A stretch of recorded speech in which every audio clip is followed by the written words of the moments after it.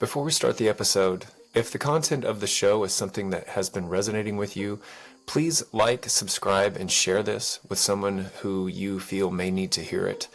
This helps the show grow and helps us keep bringing this content out into the world. My guest today is Rob Gentile, who, among other things, is the author of a best-selling book called Quarks of Light, and that is the account of his near-death experience. And I've said it multiple times on the show, the near-death experience is the reason that I started the podcast. That was the thing that was my guiding light for so long. So I'm very excited to share Rob's experience with you. It's one of the more profound experiences that I've read, and I've read many. I've talked to multiple near-death experiencers. So I'm excited for this. And Rob, thank you for being here. Third time's a charm. Yeah, quite welcome. Glad to be here, Jake. Thanks for having me. Yeah. So as I said, before we even start, I want to read a section from the book. And I want to do that because for those of you who aren't familiar with the near-death experience in general, but maybe you've heard me talk about it, this excerpt from Rob's book is the reason why I think these experiences are so profound and so needed in our world today. And I don't think it's a mistake that after the 60s and we started improving the resuscitation techniques in the hospital, that people keep coming back with these experiences and these messages. But this here, and I'm going to read straight from the book, is a part of the book that I consider to be the heart of the message of Rob's book. And we'll come back to it later in the podcast and how we can use this as our own guiding light through the dark times we're living in now. But it says, "There's only one way to keep the darkness from spreading. To understand that we are made of light and that we are all connected. The nature of the universe is unity. Our destinies are inextricably woven together by the web. The web in the ethereal is a reflection of the choices we make on earth. The hope of peace for the world and peace within ourselves can only take place when we realize that our actions in the temporal world have a direct impact on everything else. While in the web, I experienced this. If I hurt myself, I hurt everything connected to me, but if I love, the light will spread." And that's the kind of thing that I hear one way or another over and over from the other side, that I just want to do what I can to help get that message out into the world. And Rob, your book does an excellent job of portraying that. I thought you did an excellent job of, well, it's just written very well. And I love how deep Lee, you went into how you integrated your experience and the perspectives you had and how they changed with your daughter, with other people with special needs, because temporarily you were essentially a person you definitely had special needs. And there's a scene in the book that did a great job. You were in the airport and how it changed the way that you saw the world, and you were just seeing all these people with these same needs and realizing, I'm living with this now, probably temporarily, but they're living with it always and forever. And just a great job of portraying that type of connection that you're talking about, that you got to experience in the web. So I know you've told it a million times, but if you don't mind, could we go back to the beginning and you tell your story as to how you got this lovely message? And also, do you mind going back to the experience in the crib with the blue light in the hand and bring it all up from there? Sure, no problem. Okay.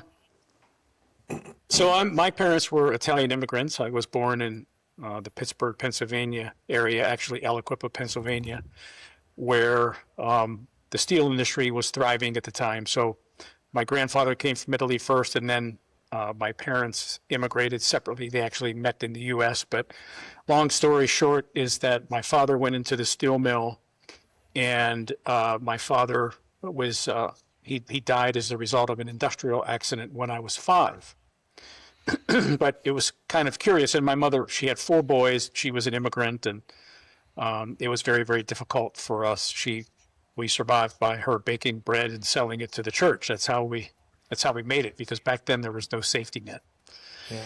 But it's kind of curious because, and I think that this experience in my crib was actually, it was a harbinger of things to come. I really believe that, in retrospect, I know it was the Holy Spirit. As a Christian, I call it the Holy Spirit. Some could call it an angel, whatever they would like, a light being.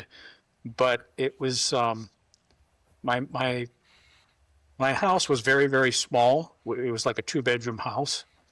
And so when I was born, and I was actually born as a toy from my father because he was very, very depressed.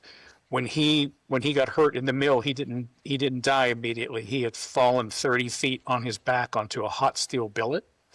It crushed his kidneys, and back then there wasn't any dialysis, so he was suffering through a lot of depression. Of course, I didn't know any of this, but he loved children and went to see the family doctor, and the family doctor told my mother, I think you should have another child. I think it'll give your husband a reason to live. So I was born out of that intention, which was kind of interesting. Yeah.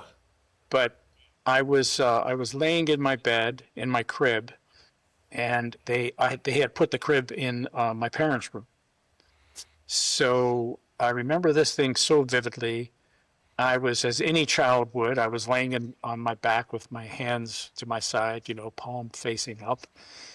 And all of a sudden, I see this glowing orb come seeping through the ceiling.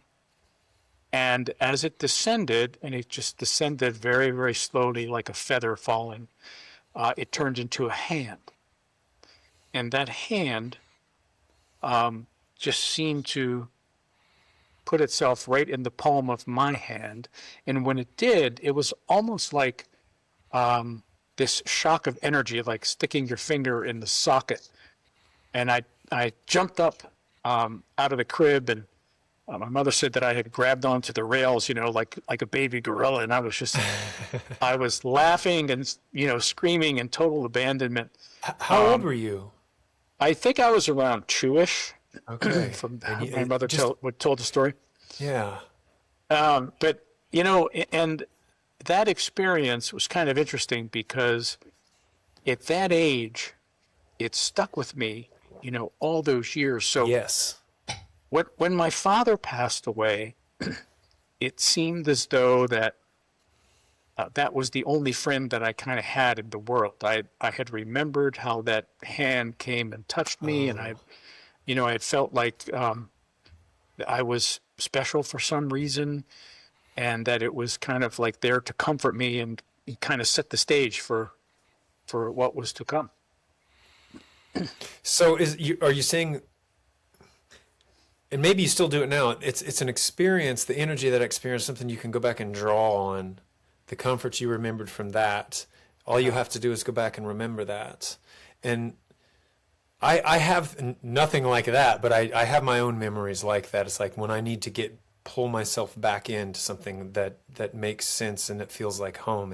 It's like that. But in the book, I wasn't sure if I just missed it, or if you'd explained it, what you thought it was. And you just said there, it's up to you as to how you want to define it. But it might as well be called an angel, the Holy Spirit, or a light being. But a harbinger of things to come, yes. And from then, so you started out with profound experiences. Did you? So, because you'd had multiple years, decades between that and your near-death experience, you grew up as a Catholic, is that right? I did, yeah. Yeah. So, did you think about that much in the context of being taught what you were taught as a Catholic, and what was that like? That first. Yeah, I did. Interestingly enough, my mother actually, and I can't remember how old I was. I think it was like 3rd grade or something. She asked for a kind of like a private moment with the priest because she said, my son has all of these questions. I don't know where they're coming from.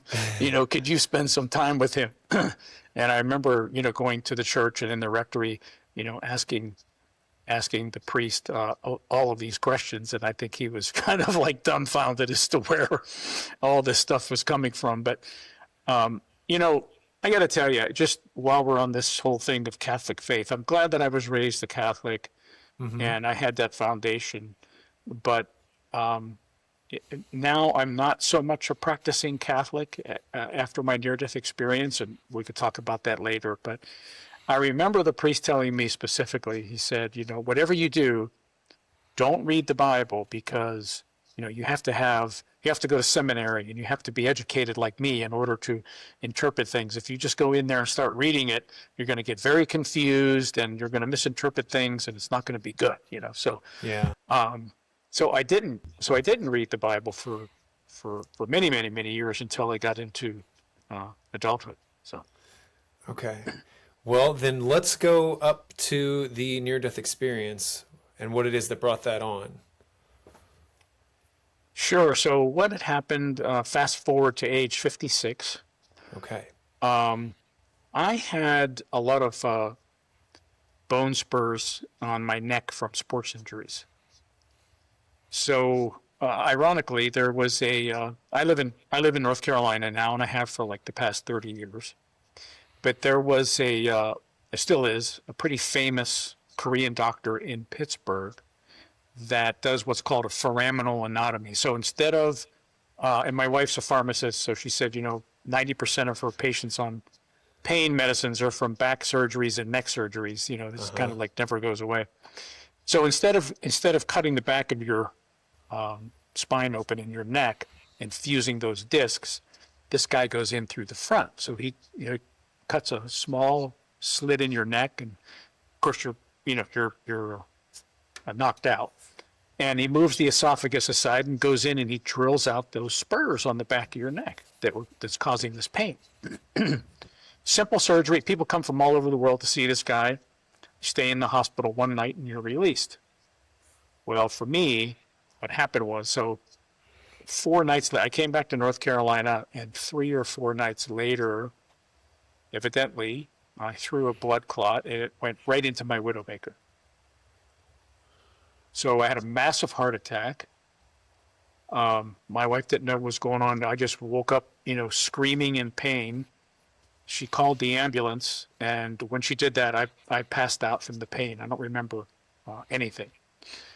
So she called a neighbor to watch Maria. They shoved me in the ambulance, and thank goodness the hospital here is like 3 miles from my house. But it was around midnight when I got into the hospital, so the cardiologist wasn't in the hospital. He was on call. He had gotten there shortly, but there was another doctor, Dr. Patel. She's now a very good friend of mine. They all are, actually. Mm-hmm. She was the one that began working on me to try to resuscitate me, but she could not get me back. So I was, in my medical records show this, I was clinically dead for 20 minutes. And Dr. Bajwa showed up, the cardiologist. He did an emergency cath through my leg and found the blockage in the widowmaker, put 2 stents in my heart, but it was too late. I had gone into cardiogenic shock, so I was intubated and went into a 4-day coma. Now, what was interesting about this, Jake, is that when I was in the hospital, before I had completely gone unconscious, I was laying on the gurney, and Dr. Patel came in and she was talking to my wife and said, he should be stable until Dr. Bajwa gets here. And I was kind of like knocked out, and my wife said it was kind of like a scene from The Exorcist, because all of a sudden, and I'm glad that there were witnesses to see this, I had sprung forward on the gurney, like somebody had grabbed me and just pulled me forward with great force. I sprang forward, my eyes popped wide open, and I screamed out the name Frosty. And when I screamed out Frosty, I collapsed backwards, and that's when I flatlined. So what's interesting about that is when on the 4th day, coming out of coma, my doctor went to my wife and said, "Look, he's probably a vegetable, but we'll pull out the tubes and see what we've got." And obviously I started choking and started to come around. And the first one that came into the recovery room was my wife. And I said to her, she said, you were talking like a little child in this high-pitched voice. And I said to her, "Melanie, you have to believe me. It was Frosty. It was Frosty. He came to me." And she said, "Oh my God, I can't even believe it." And I said, "What are you talking about?" She said, "Right before you flatlined and went unconscious for good, you sprang forward on the gurney and screamed out Frosty's name." So to give you the background on that, Frosty was the nickname for my brother-in-law. beautiful human being about my age who 7 weeks prior had unfortunately taken his own life. And Frosty was, he had some drug addiction, but he had been clean for about 5 years. He was living in the upstairs bedroom of his parents' house, going through a divorce, owned his own business. He was around the holidays, a lot of stress. So he decided to go out, and just blow off some steam. And he got a hold, he got a hold of a very, very nasty street drug that just drives you mad for like 40 minutes. And that's unfortunately when he took his life. But when Frosty came to me and he spoke to me. And he said, I made a big mess out of things, but you have to go back and help clean things up. But tell my parents I'm in a good place. So when I came out of coma and I told my wife this story, it had given me great pause. And it was in that moment that I had this enormous paradigm shift in my belief system. I mean, I've always believed in God, particularly being raised Catholic. But in the Catholic faith, for example, when I grew up, suicide was a mortal sin.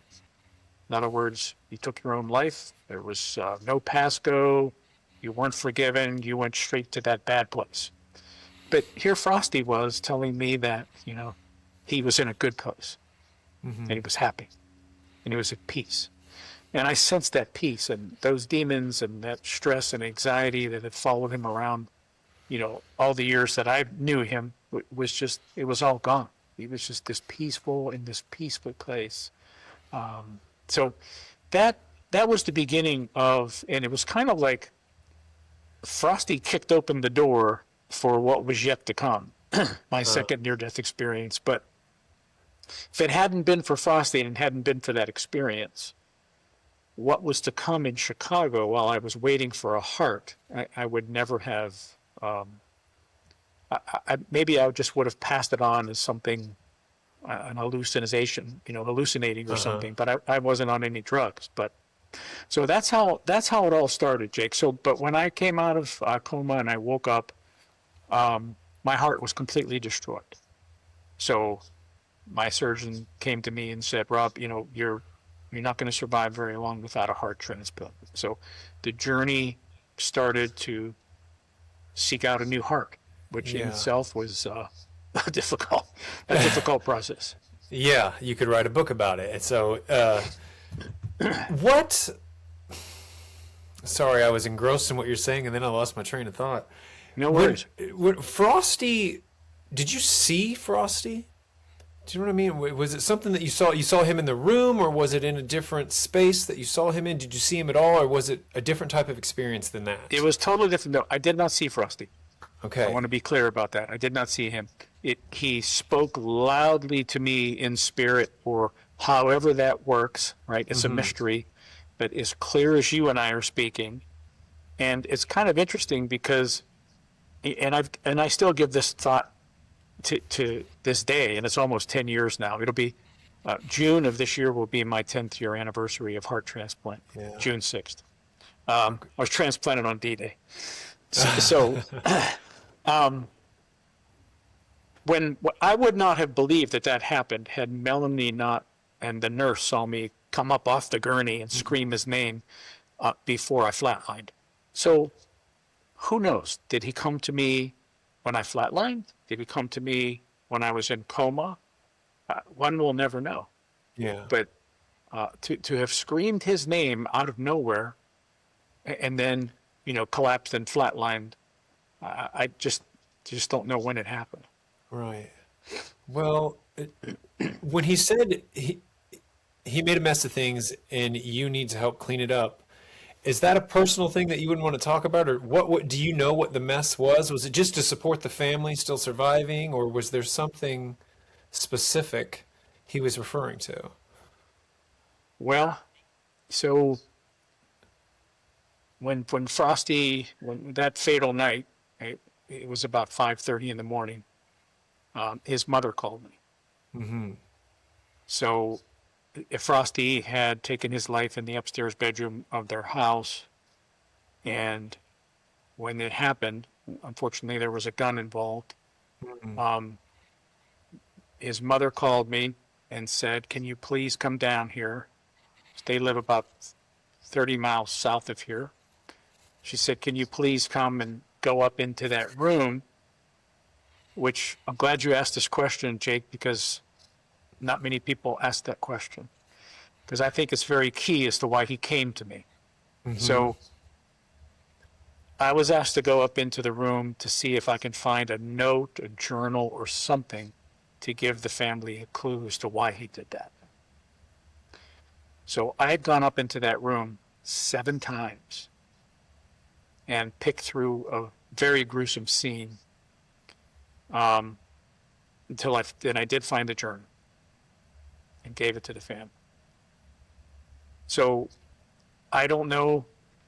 Maybe it was Frosty's way of telling me thanks, or I'm not exactly sure there, but there was definitely that kind of connection. Yeah. Um, yeah.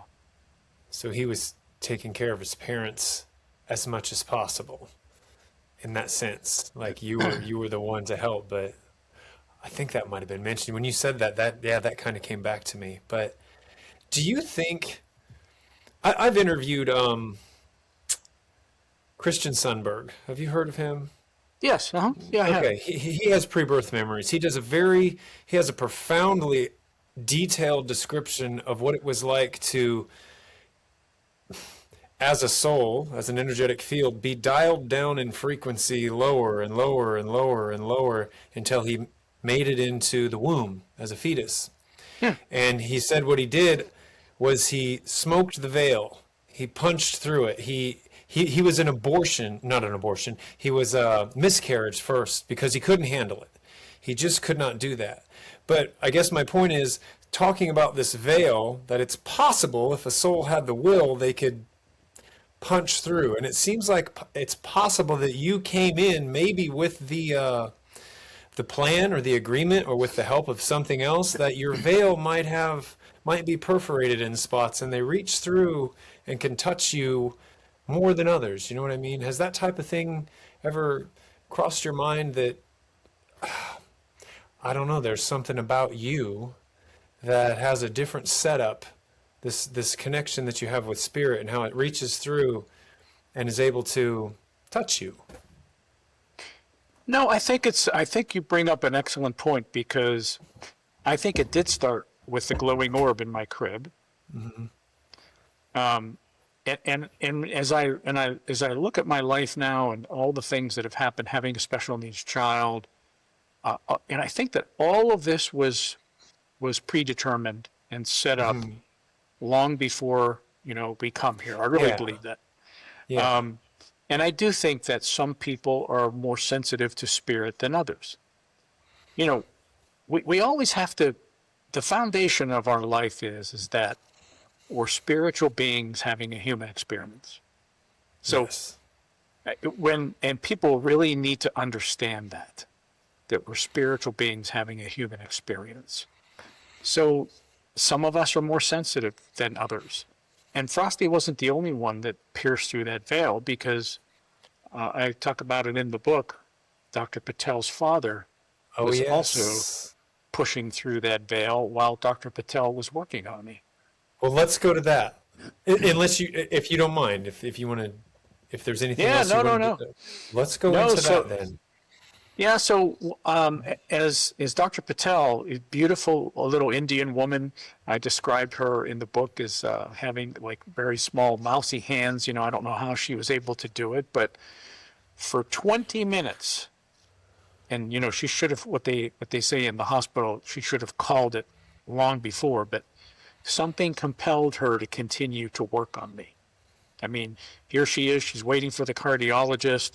Um, my medical records show that she did everything from the shocks to the body, 3 or 4 big shots of, they put the needle directly into the heart and push epinephrine in there, hand vigorous sternal rubs. I mean, this woman was doing everything that she could against all odds to keep me alive. And what was curious about that, is that when she came to see me when I came out of coma and I was in recovery. She was actually, I think, the second one to see me after my wife. It was either her or Dr. Patel. I mean, Dr. Bajwa, the cardiologist. But she came into my room and she pulled up a chair and sat down beside me. And my arms were paralyzed when I came out of coma. And she knew that, but she put her hands on mine.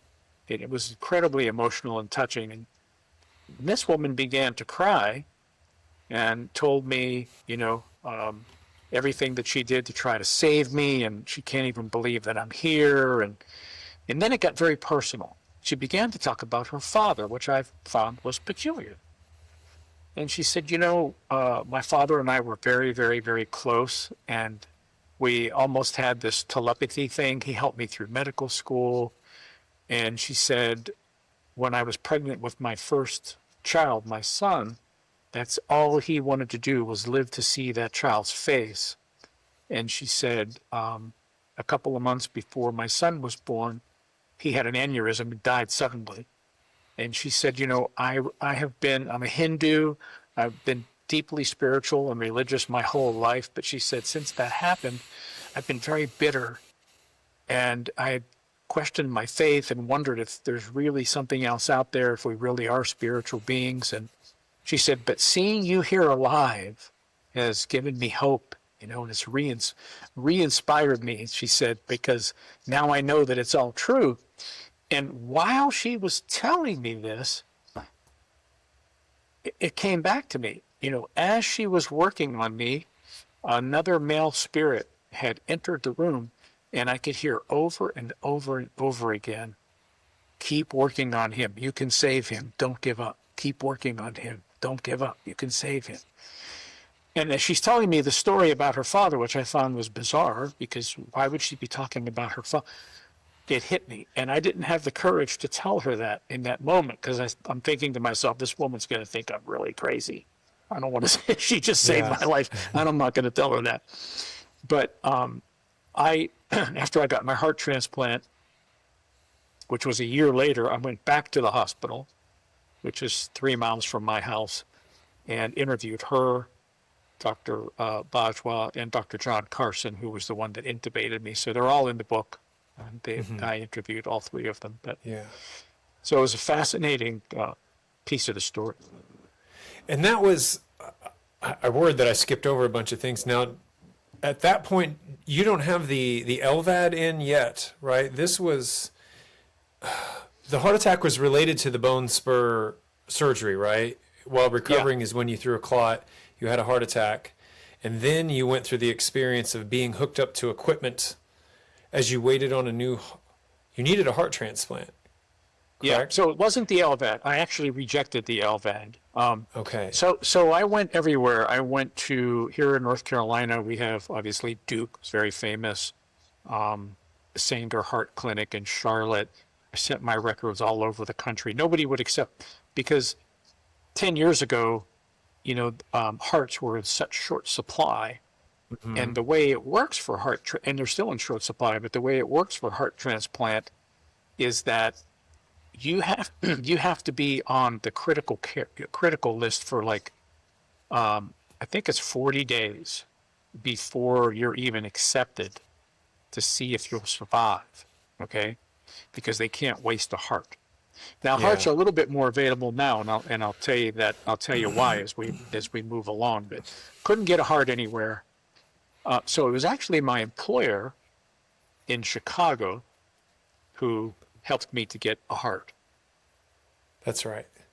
So when I got to Chicago, so I had died on January 29th, and then I got to Chicago in April. It was actually kind of interesting. It was April 20th, the day my father died. So it was his way of telling me he was with me. So because I never knew him, so he finally showed up. I had to die to have an experience. So I get to Chicago, and I'll never forget Dr. Uriel, who, by the way, Uriel is one of the archangels. So really? Dr. Uriel looks at me and he said, "I have no idea how you're walking around, but he said, we'll do the best we can to try to save you. So, to give you an idea, I'm about 172 pounds. I had risen down to about 138. I was a green, skeleton walking around. So what had happened is that when I got to Chicago, that my transplant surgeon, Dr. Juvenandan, a very world famous heart transplant surgeon, uncharacteristically tall Indian man, beautiful human being, he approaches me and he said, I've been working on this experimental heart pump for like 15 years. And he said, I'll tell you how it works. He said, I would cut you right here. I would fish this balloon pump down through your aorta, and out the left side of your body is this titanium disc behind your rib cage, and the wires will come out of that disc hooked up to this pump run by an iPad. And I said, holy cow, doc, that is fascinating. I said, how many people have had this thing? He said, well, that's just it. He said, we've only used this on cows and pigs. But he said, you'll be the first. He said, actually, we had it in one guy. It was only in him for like 48 hours and a heart showed up. But he said, we need 3 weeks of data to take this to the FDA so we can get it approved. So I made medical history with it. It was called the New Pulse. And this thing was like the size of a lunchbox. And I was able to wear this battery pack over my shoulder and, walk around the hospital and try not to atrophy anymore because they want you in the best shape possible for heart transplant. So my wife called that thing Thumper because, it was the first iteration of the pump and it was very loud, very clunky. And it was like every time it would beat my heart, it was like ka-clink, ka-clink, ka-clink. Really? Those nurses would come in my room and cry. They were like, we don't know how you sleep. And I said, well, I don't sleep. But sorry, go ahead. I had it in for 3 weeks and made medical history with it. And now it's being used as a bridge to transplant for patients that they can go home and wait for their heart to show up instead of waiting in the hospital, which of course is ideal. Right. Is that the one, I'm sorry if you just said this, but is that the mechanism that would drip the medicine onto your heart periodically? No. So those two, what you're referring to is, so after I came out of coma, to keep me alive, I had to wear 2 devices. So I had a defibrillator vest on, and of course that was run by a battery pack. So every time my heart would go out, which was often, that would shock me back. Talk about PTSD. Yeah. And then I had a small pump on me. I had a port in my chest, and that pump was dripping this medicine called milrinone on my heart every 60 seconds. So it would drip this medicine on it, and my doctor said it's kind of like STP for the heart. It'll make the heart pump. It starts the clock ticking because it wears the heart out very quickly. So it was like, I was walking around like this alien being with, two pumps on my shoulders, all these lights flashing and all this craziness until I had to wear that on the plane to get to Chicago. It kept me alive for a while until I got there.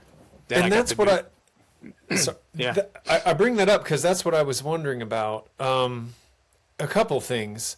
The first one would be when they tell you every time that medicine drips on your heart that it's wearing your heart out. What is going on in your mind during this? That sounds like psychological torture if you're looking at, depending on your attitude and your perspective. What was it like to live through that? Where was your mind with all that? In total faith. Just had to give it up. It's we human beings have this problem, but we have 2 problems as human beings. The first one is we have to be right. We'll do anything to be right. And the second one is we want to control everything. when what this experience taught me is we really aren't in control of anything. So Yeah. I had to learn to, there was a real walk of faith. I had to learn to just let it go. And that is where, you'd brought up this scene where I was walking through the airport and noticing all these other special needs children like my daughter. There's something that happens when you're living on the edge like that, and all your other priorities, your work, how to pay the mortgage, retirement, all these other things are washed away. You don't even think about them. You're in a completely different space of your perception is heightened. You look at things differently. And, for many, many years, which I'm not proud of, I looked at Maria as, I never gave up on her. And my wife and I we have spent our 401ks, all of our energy, everything trying to find a cure for her, take care of her at home, committed to never putting her away. But, you come to a place where it wears you out. You feel like Yeah. this is such a burden. But when I went through that experience, things began to change, because I thought to myself, look at, why not me? Look at all these other people who have these disabilities they have to live with for life, right? How do they do it? And I think that, at least for me personally, that's where my spiritual muscles really began to grow. Yeah. You know? And I just thought that scene did a great job. If a person were to sit with it and meditate on it and try to put themselves in your shoes, the lesson that you get out of that, and like you said, yeah, that's what it seemed to me in terms of working out your spiritual muscle. What a thing to go through. And it feels like the experiences up to that might have been preparing you for that too. Just like your whole life starts to become clear. All this, however you want to put it, seems to be coalescing into who you're becoming, how this is strengthening you for the other experiences going on in your life, and even moving forward. Yeah, very much so, Jake, because you bring up a good point. I coined the phrase in my book that coincidences are God's way of remaining anonymous, Yeah. And I think that all of these things that we deal with in life, the vicissitudes, the challenges, the things that come our way, number one, I don't think are by accident. We're here to learn, and we're here to learn how to love. So all of these lessons that come to us are gifts, really, if we look at them and we change our perspective on them, and they're opportunities to grow closer to the Creator.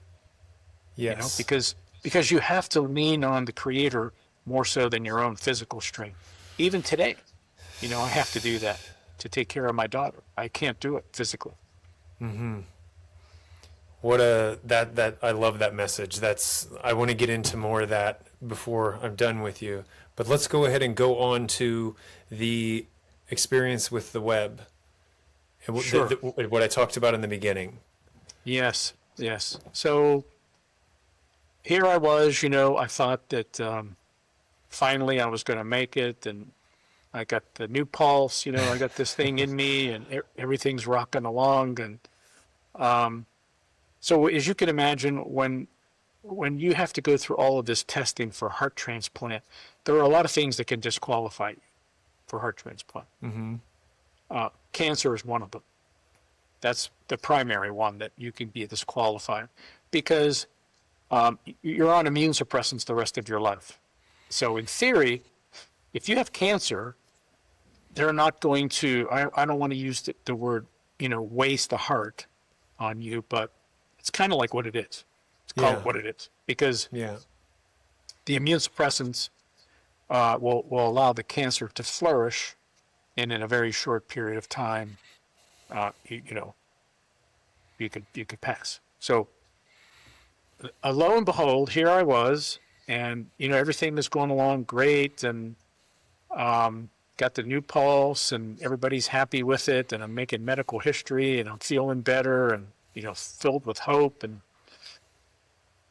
here comes my doctor, here comes my team. And it was Dr. Uriel actually that came in. And Dr. Uriel is this incredibly energetic, huge personality, always, positive, loud.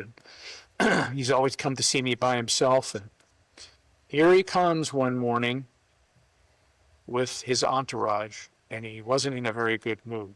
So he comes into my room, and I knew something was terribly wrong. So he comes in and he says, "Rob, I have to tell you something that we did some of your testing, and unfortunately you have prostate cancer." So he said, "I know that this isn't what you want to hear, but you cannot qualify for a heart. We have to take you off the transplant list. The only option is the new pulse. I mean the LVAD." So the LVAD, I had researched the LVAD. It's a horrible machine. They literally drill a hole in your heart, and they put a cylinder motor in there. It just spins your blood around, and less than 30% of LVAD patients ever live to see a heart transplant, and most of them die from stroke or infection, things like that. Horrible. So I told Dr. Uriel, I said, I would rather just take a walk on the beach and die naturally, because I'm not going to have that device put in. So I said, you gotta help me. You know I have a special needs child. You know why I'm here. So Dr. Uriel said, well, I'm going to tell you what I'm going to do. If I can find one patient in the archives, in any hospital in this country, that they allow to have a heart transplant with prostate cancer, he said, I can appeal to the government to try to get you a heart. So evidently, he won that argument, and I had to sign some documents that immediately after heart transplant, I had to have my prostate removed. I said, fine, just give me the heart. So anyway, but before all that happened, there was this period of time when, he came to visit me. He said, you're off the transplant list. It's going to be the LVAD, and we'll see what we can do later. And he left. And it was that night, as you can imagine, I called my wife. I told her. She pretty much had a nervous breakdown. It was a horrible time. And there I was alone in my hospital room. And the craziest thing, I was up on the 7th floor of the University of Chicago Medicine facing Lake Michigan. And, when you're up that high, it's almost like you're in the middle of the lake. I mean, I was like right there. And here came this wicked storm out of nowhere. And I mean, just thunder and lightning like I had never seen, sheets of rain just, smashing up against the window. And all of a sudden, it was kind of like this dark force, this entity had entered the room, and it was kind of baiting me, reminding me of every shameful thing that I ever did, every mistake that I've ever made in my life. And I got to tell you, it was winning. And it's kind of interesting. And I want to say that this is where I really understood that there are disembodied beings, there are dark forces that are real, because this was something that put me into not only an anxiety attack, but my heart went into tachycardia, and that's when it happened. So in that moment, I found myself standing in the middle of nowhere. I called that place the Ethereal, kind of like this in-between place. And I could see myself laying down in the bed with the new pulse. My wife called it thumper. It was like a pump in my heart, and there's my green, ugly, atrophied body laying there. But I could see myself standing in the middle of nowhere, perfect and whole, in the same ugly green hospital gown. And it was there that I realized that I was in some sort of spiritual realm. And I remember thinking the first thing that came to me was, if I'm dead, how come nobody's coming to me? Both of my parents didn't come to me. My grandmother didn't come to me. I didn't hear any music. And the most disappointing part is that I didn't see Jesus. I didn't have any of those experiences. But as I stood there, I started to feel and hear things being placed on my spirit as clear as I'm speaking to you. And it was words like, I am omnipotent. This is the divine source. This is your real identity. All of those things started to come to me. And I was in such a peaceful place. I knew that I was in the presence of the Creator somehow without seeing the Creator. And it was interesting because the five senses had no functionality in that place. I couldn't smell or, hear or touch or feel anything. But it was almost like telepathy and synchronicity at the same time. If I had a question and I needed the answer, all I had to do was think about it. It was kind of interesting.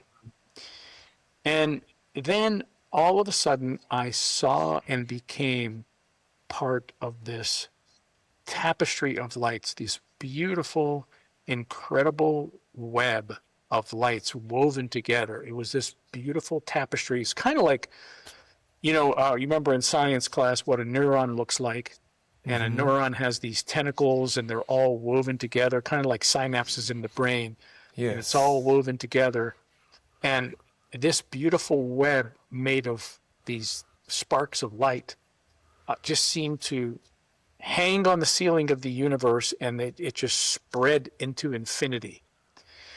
And I came to understand in that place that each one of those little sparks of light, or quarks, was a human being. And I came to understand that quarks are the smallest building blocks of matter and that they're made of light. And then it came upon me that this is what God uses to create. God uses light to create, heal, and transform us. It's the same recipe. We just make it difficult to understand, but light is what the Creator uses. I mean, so these quarks, they combine, there's several quarks, they can become a person, a planet, a tree, a dog. It really doesn't matter. And I realized then that we're all connected and we're all one. We all come from the same source, the same being. And that's when like you read, that's when I realized that I was connected to everything. And that if I hurt myself, I hurt everything connected to me. But if I love, that light would spread. So that's where my experience with the web came into play. And there's so much more to that whole experience, and how that when I came out of it and went through that whole period by myself alone in Chicago, and how things kept on coming to me, and I began to write my book and understand, the deeper meaning of that web and the light and the darkness. It was just incredible. And that's pretty much the second half of the book. Yeah, and I will leave anyone listening, if you want the gaps filled in, like you said, you can't explain it all here, they can get the book. And I'll put a link to that in the show notes. But I want to stick with this right here, though. This lesson, the experience in the web, and how when you love, the light increases, and when you hurt yourself, you hurt others. When you hurt others, you hurt yourself. What do we do today? I've recently pulled out of it, but I've been consumed with what has been released in these Epstein files. I've gone deep, all the way deep to where I'm hearing of these satanic occult rituals. They're eating children, drinking the adrenalized blood of children, and these are the people who are guiding the course of history. So much so that the only thing that pulled me out of it is I just spontaneously organized a rally. Now, I say rally loosely. It might just be me. I think I might have my family with me, but something more than just posting. Not because I think I'm going to change the world, possibly. I have no idea what will happen, but that's what soothed me, is I need to do this for me, and maybe somebody will get something out of it, maybe not. But when you were just saying we're all made of light and we're all connected, and what are the ways we do in which we can increase the light, I'm starting to realize that what I'm going to do is just spread a message of love as I understand it, and give someone an example of someone who's willing to be embarrassed and look like a fool in the name of love and in the name of hope. Because people, they're paralyzed. What do? We don't even know what castle gates to storm. So what does someone like you do with this? What should we do? Well, it's a great question, because what I learned was, and what I came to understand was, there were dark parts of that web. I explain this in the book. And at first I thought that that was like, those dark parts were evil. And to some degree it was, because here's my idea of sin. Let me say that first, that God experiences and expresses life through us. And when we don't do that, that's when our light goes dim. And that's what I saw in that web, in that ethereal place. So I learned that this temporal world, this life that we're living in here, and the spiritual realm, it's a reflection of what we do here. Given that we're spiritual beings first, what we've come here to learn, we've come here to hopefully to express God's creation, goodness and love and light through us. Then when we don't do that, that quark, that spark in the spiritual realm begins to fade. Sometimes it goes dark. And that's what I see as evil and sin, and what you're saying that these people are doing. So the only way to fight that is through goodness. I mean, it just doesn't come from revenge. It doesn't come from hatred. It doesn't come from any of those places, because that's how they win. Those things just feed upon themselves. So we have a responsibility, we have a responsibility to make sure that we understand our actions here in this temporal world. Because let me just tell you, they're permanent in the spiritual realm, to the point where you're not going to get away with this. There is no free lunch. Someone is going to pay the price. And how I see it is, when I was in that web and connected, those sparks of light were so far away from the love and light of the Creator. And who knows, those beings, those souls might be lost for thousands of years. Nobody knows. I mean, to the Creator, we might see this lifetime, 50, 60 years that we have on this earth. But to the Creator, I mean, time is completely different. And I saw that in the ethereal, that time as we know it, our one-dimensional thinking won't let us understand time. But it really doesn't exist in that spiritual realm. So that's why nobody can ever predict either the second coming or what the Creator might do, because time for the Creator is something we'll never be able to understand. But we have to be responsible for our own actions here, because they have consequences, both here and in the spiritual realm. So I just, Jake, I try to live my life by being in service to others. That's how I see we can counteract this darkness and this anger and this evil that's going on in the world, by being in service to others. And sometimes, I see it as just, I serve my daughter every day, and she has no way of even thanking me, because she doesn't have speech. But I know that her spirit, her being, is so grateful. And I think about what would have happened if I put her in an institution. Somewhere along the line, that's going to come back in ways that I don't even understand yet to bite me. So all our actions have consequences. Do the souls that are further away from God, from the source, and their dim light and how that reflects in the physical world in terms of the actions that they have, did you get the sense that there's a purpose for that? Because we have to have contrast. You're not going to be able to know pleasure without pain, or love without fear. So something has to be there to represent the contrast. Is there any point in even being concerned with abolishing quote unquote darkness? Or is it just something that's always going to be? Oh, I think it's something that's always going to be. I mean, listen, this struggle with light and darkness has humanity's been dealing with it since the beginning of time. I don't think it's going anywhere. I think that is how that ultimately we are judged as human beings in the spiritual realm. I mean, listen, we're given this gift of life.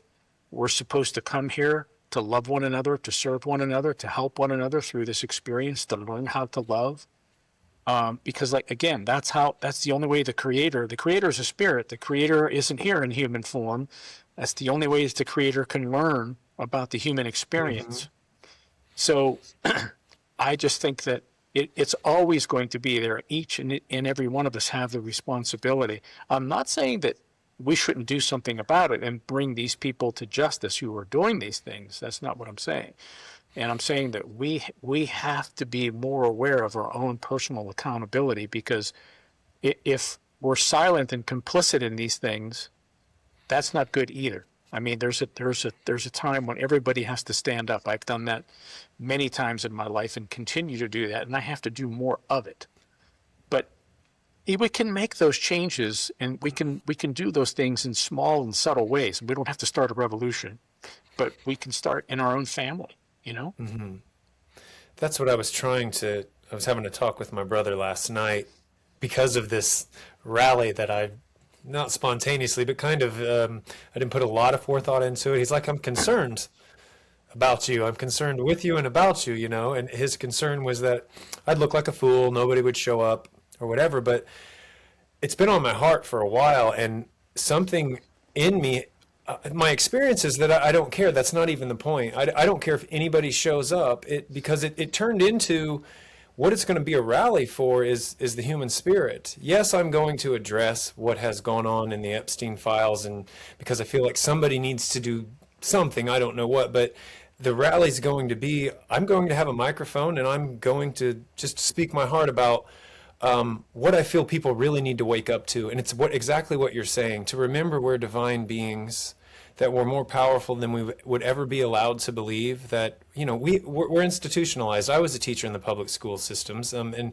most everybody went through the public school systems, and we are our own prison wardens. I mean, don't ever step outside of the norm. Don't ever leave the herd, or they're ready to just tear you down and knock you back in line. Kind of like what my brother was kind of doing. He does it jokingly, but, you know, he called me out of the kindness of his heart to say, what's really going on, you know? And I'm like, you know, I don't really know what's going on, but I do know how I feel, and I do know I have to do something, but I have no expectation for the outcome. And doing this show has really shown me how you can just never imagine how we're connected, like you saw in the web. It's just, I've heard enough of this. It's like it's time to bring it down into the world and do something. But he's just saying, what good is it? What good are any of the actions? We don't know what to do. What is anybody going to do? And I'm just like, I can't accept that things are hopeless. I don't have a solution, but at least doing something can bring this hope floating back up in me. And if nothing else, you know, hand off a positive feeling to someone else. I don't know. Well, Jake, listen, I'm with you there. Look, you cannot discount the power of one. You know, we're all connected, right? But don't discount the power of one. I mean, look at history. I mean, Mahatma Gandhi brought an entire country to its knees by going on a fast and meditating. Rosa Parks stood up on a bus and, you know, changed the whole dynamic. That's who keeps coming into my mind and heart. Is I don't know why. It's Rosa Parks specifically. One little old lady, and it went from there. That's what I'm like. I cannot forget Rosa. Right. So yeah. And history's full of these, right? I mean, Martin Luther King. I mean, I talk about the little monk Telemachus, who, you know, marched into the Colosseum in Rome and stopped the crazy the games, right? Yeah. stopped the carnage and said, "Hey, for God's sake, somebody please stop this thing." And it changed the history of the games in Yeah. Rome. I mean, it always starts with one, and that is what I'm talking about how that if you really, that was their purpose, to allow that love and light of the divine shine through them. I mean, they're like superstars in that web, that probably light up Yeah. a whole part of the universe by themselves, because that's what we're really supposed to be doing. Well, I'm glad I talked to you because I'm like, I don't know what I'm doing either, but you just put it into words for me. Something that's been trying to coalesce in my mind is it's to just let my light come through, and others will have permission. I don't know if I want to call it permission, or at least an example of what it looks like for someone to do that. I don't know. We're so terrified of looking like fools or being wrong or, everything. People have forgotten how to be authentic, including me. I'm trying to reclaim that. Well, I'm glad you brought up this whole message of authenticity, because it's so important. That's where I'm going with my own personal work and my own podcasting and blogging and things like that, because I'm 100% against all of this crazy. I've had a lot of people ask me to come on to their podcast, and I turned down most of them because look, I don't channel an alien from a make-believe planet. You don't have to pay me $500 to talk to your deceased grandmother. That's not what I do either. I'm just a guy who's had a profound experience, but understands that what are you going to do with that experience? So either you can serve others being authentic and through love, and like I do with my daughter every day, or you can hide in the corner. I mean, look at what these victims, these women of the Epstein the files are doing. They're coming forward. I mean, they're going to Yeah. D.C. They're being ignored, but I'm going to tell you what, it's not for long. I feel that too. I have to feel that. I mean, I believe that. So I just Not want for to do long. what I can to stand with them. Yeah. Yeah. And all of this, especially since you likened it to, if we're reducing everything to our nature as light, as terrible as it is, it's just proof that there's light shining on it now. The light has been shined on the darkness, and the roaches are scattering and scrambling and not necessarily Absolutely. running from the hills yet, but they're on their heels. I mean, they don't even do anything resembling a sophisticated or good job at lying about this. When I see Pam Bondi just stammering and stalling and covering for the atrocities in the files, it's like, wow, this is all you got. I don't know. Lately, I've had to just stop looking at it. Ever since I decided I have an action, I calm down and I'm focused on this show and that. But Well, yeah, trust me, history will not be kind to these people. It always comes to an end. Hitler thought he was going to take over the world too. So it, yeah, there is justice in the world. We just have to be patient, and yeah, we have to stand up and do something about it. So I yeah. talk about that in my in the book, this age of anger that I saw coming, Yes. these trends that were brewing up in the world, and that's why, particularly now with the advent of AI and all these things that are coming, authenticity has got to be, the meme of the day. We have to get back to being authentic human beings and getting away from all of this silliness, because that's really going to be the heart of the message. That's what's going to stop it all. People are sick. I think that people are sick of it already, to be honest with you. Yeah, I do. And we're so, at least in this country, so lulled into this soma, this trance with the comforts, the instant gratifications, that I don't know. We've forgotten. We've just forgotten who we are and what it means to even be authentic. But people like you and books like yours help remind us.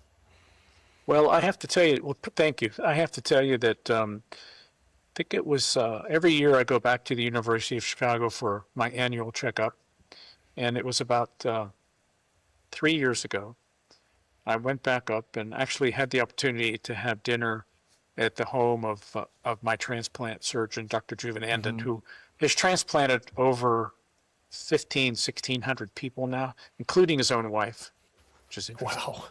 Yeah. And we were talking about, I was asking him about the new pulse, and because I made history with it and how things were going. And he said, tragically, we're entering a period now where there's a plethora of hearts available. And I said, well, how is that? And he said, it's because so many young people are taking their own lives. And it's directly related to this whole social media, fantasy, unreal reality garbage where particularly women, feel pressure to be perfect and look perfect. And it's just an awful, awful trend that is actually showing up now in the form of suicide. I mean, Wow. talk about, Satan laughing. So there has to be a reversal of this trend, and it's guys like you and I that have to get out here and talk about it, because maybe, like you say, we can help wake some people up. Yeah. Something has been whispering to me, that power of one, like you said, and the fact that you just said it is another confirmation. And you've pretty much given us a message of hope, but if you were to give another one to the audience, what is it? What would that message be? Well, here's what I think. We're never going to find peace in the world or peace within ourselves until we realize that we're all connected. We're all one. We all come from the same place. This whole, racial division and cultural divisions and all these things, listen, we have to understand that until we honor the beauty of other people's religions and belief systems and cultures, that we're never going to find peace in this temporal world. We have to understand that, and we have to work towards, more humility and understanding. So I think that when we really get this concept that the Creator expresses and experiences life through us, I think that it would be easier for us to be a little bit more open and have more humility and try to understand one another more. That's where we got to go. Yeah. Well, thank you for that. And thank you for sticking it out with me. This is the third time you didn't give up on me. I've been so eager to meet you, and my wife's reading your book now. She wanted to come in and meet you, but she has a mask on her face. And I'm like, whatever, this moisturizing mask. I'm like, he's not going to care, but she's reading the book now, and I'm going to use, like I said, I'll have a microphone. I'm going to use our conversation today as inspiration for some of the things I say at this maybe 1 or 2 man rally that I'm holding. So when are you going to do this, Jake? When are you going to do this? Saturday. This coming Saturday. What is today? Today's Valentine's Day, the 14th. I'm doing it next Saturday, the 21st. I'm going. I live near Eastern Illinois University, and I'll be right on Main Street, and we're going to see what happens. I'm excited, actually. So, but well, anyway, let me know how it works out. I will. Well, thanks so much. You take care of yourself and Maria and your wife, and I'll be in touch with you. Okay, Jake. Thanks for the time. Enjoyed it. All righty. Bye. Take care now.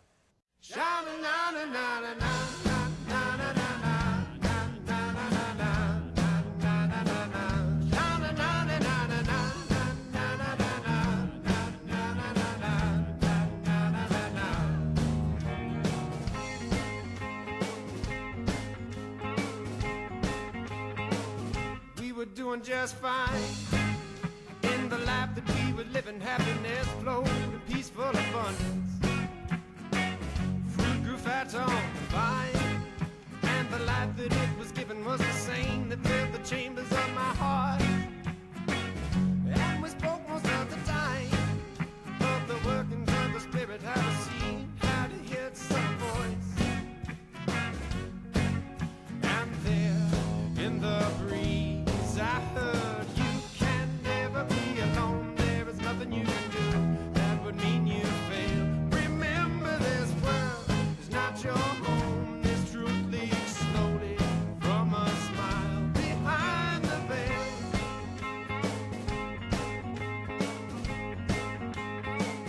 Flowers bloom outside my door in geometric perfection, soft as lace upon my baby daughter's cheek. A